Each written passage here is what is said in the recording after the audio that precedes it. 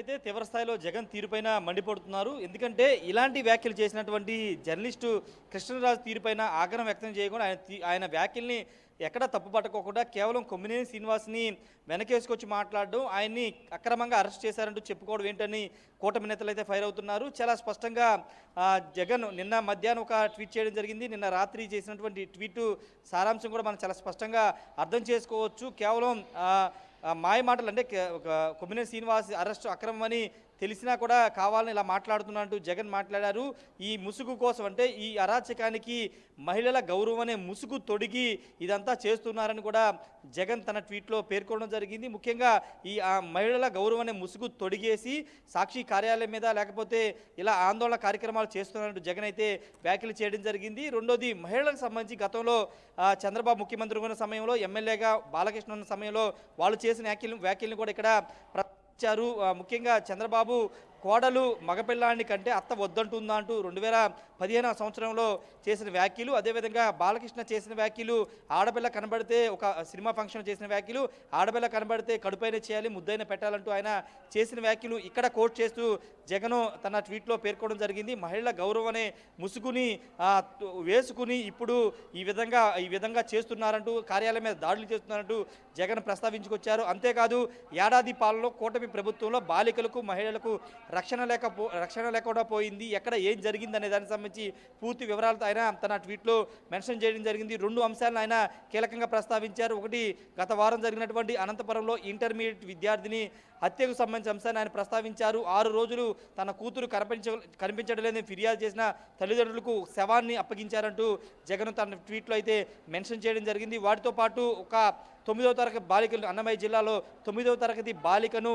14 మంది బెదిరించి 6 నెలల పాటు అత్యాచారం చేసి చంపేస్తే ఇప్పటివరకు ఆ దోషులు పట్టుకోలేదంటూ జగన్ తన ప్రస్తావించారు. అంతేకాదు ఏడాది కాలంలో 188 మంది బాలికలు మహిళల మీద అత్యాచారాలు జరిగినాయి, 15 మందిని గ్యాంగ్ రేప్ చంపేసినా ఇప్పటివరకు చర్యలు లేవంటూ కొన్ని ఆధారాలతో ఆయన కొన్ని లెక్కలతో తన ట్వీట్లో అయితే మెన్షన్ చేయడం జరిగింది. ఏదేమైనప్పటికీ రాష్ట్రంలో అరాచక పాలన కొనసాగుతుంది. ఏడాదిలో ఇచ్చిన హామీలు నిలబెట్టుకోలేక సూపర్ 6 అని సూపర్ 7 అంటే ఇలా అనేక హామీలు ఎన్నికల ముందు చెప్పి ఎన్నికలు వచ్చిన తర్వాత వాటిని ఒక్కటి కూడా అమలు చేయకోకుండా అరాచక పాలన చేస్తుందని జగన్ తన ట్వీట్లో చెప్పడం జరిగింది.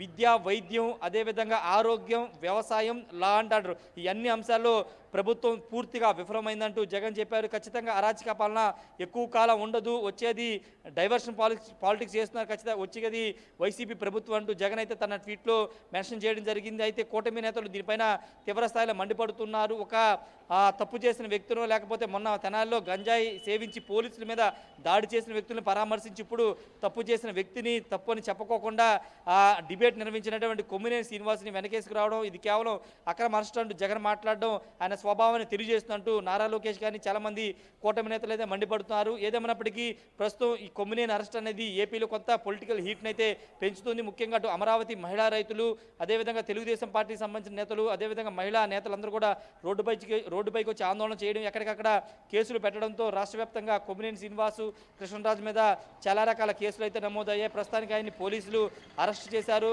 గుంటూరులో ఆయన ప్రస్తుతం వైద్య పరీక్షలు కూడా అయ్యాయి. మరి కాసేపట్లో మంగళగిరి కోర్టులో కూడా ఆయన హాజరుపరచబోతున్న ఒక రకంగా జగన్మోహన్ రెడ్డి చంద్రబాబు మాట్లాడిన మాటల్ని, బాలకృష్ణ మాట్లాడిన మాటల్ని తప్పు పడుతున్నట్టుగా ఈ ట్వీట్ లో అర్థమవుతోంది. మీరు గతంలో మాట్లాడుకొచ్చారు కదా, మీదికి ఎక్కడిది గౌరవం అని క్వశ్చన్ చేస్తున్నారు, ఓకే.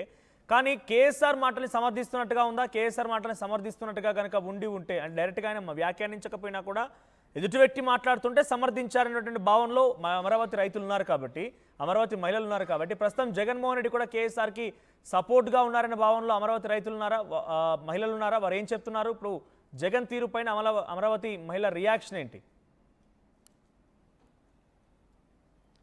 అంటే నిన్న చాలా స్పష్టంగా ఆయన మొదటి పెట్టిన ట్వీట్లో చాలా స్పష్టంగా చెప్పారు. ఒక డిబేట్ జరిగినప్పుడు అక్కడికి వచ్చే గెస్ట్ వక్త మాట్లాడే దానికి యాంకర్ అంటే డిబేట్ నిర్వహించినటువంటి యాంకర్కి ఏం సంబంధం, అక్కడ వచ్చే ఎనలిస్టో లేకపోతే గెస్టో ఆయన పాజిటివ్గా మాట్లాడచ్చు, నెగిటివ్గా మాట్లాడచ్చు, తన ఒపీనియన్ చెప్పవచ్చు. కానీ దాన్ని అక్కడ ఉన్నటువంటి డిబేట్ నిర్వహిస్తున్నటువంటి యాంకర్కి ఆపాదించి ఆయన మీద కేసులు వేసి అరెస్ట్ చేయడం ఏంటంటూ నిన్న నేరుగా కొమ్మినేనికి మద్దతుగా ఆయన పోస్ట్ పెట్టారు. దీనిపైన అమరావతి మహిళా రైతులు కూడా తీవ్ర స్థాయిలో మండిపడుతూ ఉన్నారు. ఇంత దారుణం జరిగినప్పుడు కనీసం ఒక మహిళగా ఉన్నటువంటి భారతి కానీ ఆ సంస్థ నిర్వహిస్తున్న భారతిరెడ్డి కానీ లేకపోతే ఆ సంస్థలో భాగస్వామైనటువంటి మాజీ ముఖ్యమంత్రి జగన్ కానీ కనీసం స్పందించలేదు. పైగా కొమ్మినేని శ్రీనివాసరావు తప్పే ఉంది అంటూ ఆయన వెనకేసి రావడం పట్ల కూడా మండిపడుతున్నారు. ఇదంతా వాళ్ళ డైరెక్షన్లోనే జరిగిందంటూ కూడా మరొక ఆరోపణలు కూడా అమరావతి మహిళా రైతులైతే చేస్తున్నారు. ఏదేమైనప్పటికీ పూర్తిగా కొమ్మినేని శ్రీనివాస్ది అక్రమ అరెస్ట్ అని చాలా స్పష్టంగా జగన్ చెప్పగానే చెబుతున్నారు. ఆయన తప్పేం లేదు, కేవలం అక్కడ ఒక డిబేట్ నిర్వహించారు. అక్కడ మాట్లాడే వ్యక్తులు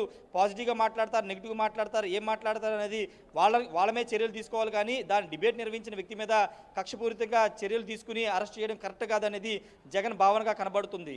మనోజ్. రైట్ రాజేష్. సో మొత్తం మీద జగన్మోహన్ రెడ్డి అటు చంద్రబాబు బాలకృష్ణ ఇద్దరిని ఉద్దేశించి గతంలో వాళ్ళు చేసినటువంటి ఒక వ్యాఖ్యల్ని ట్వీట్ ద్వారా ఆయన వెల్లడించారు. సో అమ్మాయి కనబడితే ముద్దైన పెట్టాలి, కడుపైన చేయాలనేటువంటి వ్యాఖ్యని గతంలో బాలకృష్ణ చేసినట్టుగా ఇందులో ఆయన మెన్షన్ చేసుకోవడం కాస్త అటెన్షన్ ట్రాక్ చేసింది, సంచలనంగా మారింది. మరోవైపుగా చంద్రబాబు కూడా కోడలు మగపిల్లాడిని కంటానంటే అత్త వద్దంటుందా, సో ఇటువంటి వ్యాఖ్యలు చేస్తాం మీకు మహిళ అంటే ఏం గౌరవం ఉంది అని చెప్పేటువంటి వ్యాఖ్యలు చేశారు. కక్షపూరితంగా కుట్రపూరితంగా రాజకీయ దురుద్దేశంతోనే ఈ రకమైన చర్యలకు పాల్పడుతున్నారు. సో ప్రస్తుతానికి కేఎస్ఆర్ అరెస్ట్ పైన, కేఎస్ఆర్ని అరెస్ట్ చేయడం పైన జగన్మోహన్ రెడ్డి వరుస ట్వీట్లతో రెచ్చిపోతున్నారు. సో కావాలనే దీన్ని తప్పుదో పట్టించే విధంగా పోర్ట్రే చేస్తున్నారు అని చెప్పి మాట్లాడారు ఆయన. మీ ప్రభుత్వంలో అధికారంలోకి వచ్చిన తర్వాత సుమారుగా ఇప్పటి వరకు చాలామంది అత్యాచారం ఘటనల్లో మరణించారు, రేప్ చేసి చంపేశారు చాలామంది కూడా బాధితులుగా ఉన్నారు. కడుపైని వారందరూ కూడా పెద్ద ఎత్తున ప్రస్తుతం మీరు గౌరవించలేకుండా ఒక రికార్డులకు ఎక్కుతున్నారు, మీరు ఒక ఫెయిల్ అయినటువంటి సీఎంగా అంటూ కూడా జగన్ ట్వీట్ చేశారు. సో ఏడాది పాలనలో 180 మంది పైన అత్యాచారం జరిగింది, 15 మందిని రేప్ చేసి చంపేశారన్న విషయాన్ని జగన్మోహన్ రెడ్డి ట్వీట్లో మెన్షన్ చేశారు. సో ప్రస్తుతానికి మీకేమనిపిస్తోంది? నిజంగా కుట్రపూరితంగా కక్షపూరితంగానే చంద్రబాబు ముందుకు వెళ్తున్నారు అనుకుంటున్నారా? సో చంద్రబాబు యొక్క తీరు పైన మీ అభిప్రాయం ఏంటి? కామెంట్ చేయండి. మహిళలకు నిజంగా కూటమి ప్రభుత్వంలో గౌరవం మర్యాదలు దక్కడం లేదా, గౌరవం మహిళలకి ఏమాత్రం రక్షణ లేదా? మీ అభిప్రాయం కామెంట్ చేయండి. ఒకసారి గతంలో పోలీసులను ఉద్దేశించి జగన్మోహన్ రెడ్డి ఎక్కడున్నా సరే తప్పు ఎవరు చేసినా గుర్తుపెట్టుకుంటాను, మీరు ఖండాలు దాటి వెళ్ళినా, సముద్రాలు దాటి వెళ్ళినా, సప్త సముద్రాలు దాటి సైతం వచ్చి మీ బట్టలు తీసుకొడతానని చెప్పేటువంటి వ్యాఖ్యని జగన్మోహన్ రెడ్డి చేసుకొచ్చారు. ఒకసారి ఆ గతంలో ఆయన ఇచ్చినటువంటి వార్నింగ్ తాలూకా వీడియోని చూద్దాం. ఇవాళ ఒకటే చెప్తా ఉన్నా, ప్రతి పోలీసు వ్యక్తికి కూడా చెప్తా ఉన్నా, మీ టోపీ మీద ఉన్న 3 సింహాలకు కనిపించే ఆ సింహాలకు సెల్యూట్ కొట్టడం మొదలుపెట్టండి.